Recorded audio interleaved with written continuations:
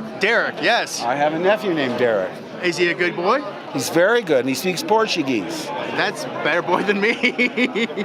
I know he's talking about me behind my back, right in front of my face. But in a loving, like, caring way. Fingers crossed. Fingers crossed. Well, we're here and we're excited for you for so many reasons, and more importantly, like, the history of you is great. We were just talking about the Flash and the Trickster when you were on the original show. So, like, we love everything you do, and to be part of this film right now, like, what is it like to bring a film like this to Sundance, where it's just people are just so open, like walking through the snow just to see this film for you right now? Well, I've never been to Sundance before. I'd read about it so often, so when the opportunity presented itself, I thought, well, time to check that off the bucket list. I like this movie because you can't quite categorize it. You know, I was expecting, because of the title and because of the Saturday Night Live connection, it would be a much broader comedy. But it's not. It's really sort of a character study and a kind of a portrait of a very poignant young man who's a lost soul, and I play his father. Now, did you ever have an imaginary character or something that was your own when you were growing up? I loved puppets and ventriloquist dummies and all that stuff. I don't think I had an imaginary friend per se, but I was certainly creating alternate realities for myself. I was the middle of 7 children, and just to escape from them and also to entertain them. I was always putting on magic shows and puppet shows. My goals were established early. Do you still have any of the magic tricks in you? You sleight of hands or anything? Although, I really admire the skills of magicians, because I took magic as far as realizing that, wow, to be really good, you're going to have to practice this every single day, 8, 10, 12 hours a day. And I just didn't have that commitment. But I sure admire people that do. I have to ask, of course, you're everywhere right now, but the main thing is there any more MP3 audio coming of you in the Joker voice? Because that seems to be keeping you pretty busy too, I think.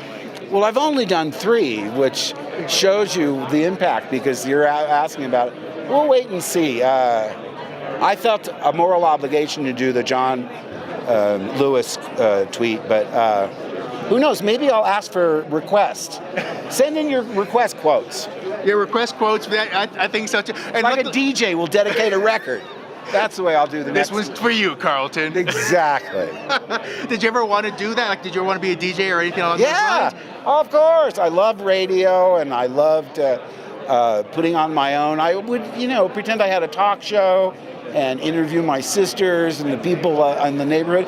I was a crazy kid. My parents were really nervous about me.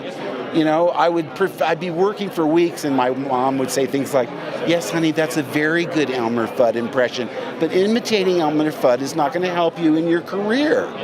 So suffice to say, Mel Blanc was the influence. Oh, he's the living end, and now we have Frank Welker, and I don't want to start naming them because I have so many. And you're one of them too. Voiceover people that I love, Maurice LaMarche and Jeff Bennett, and it just goes on. D. Bradley Baker, and I go into these recording studios, and I'm just in awe of their talents. It's because I'm a great audience too. I love to laugh, and these people can do.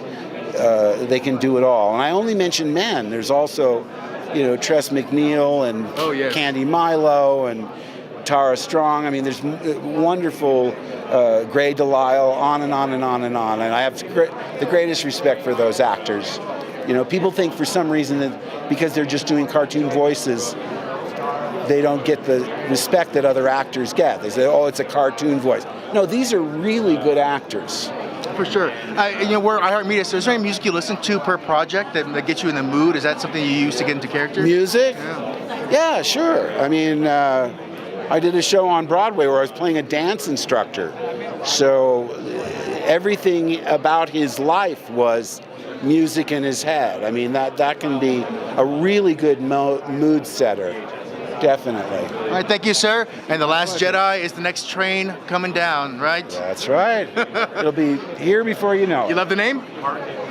Of course. How could I not?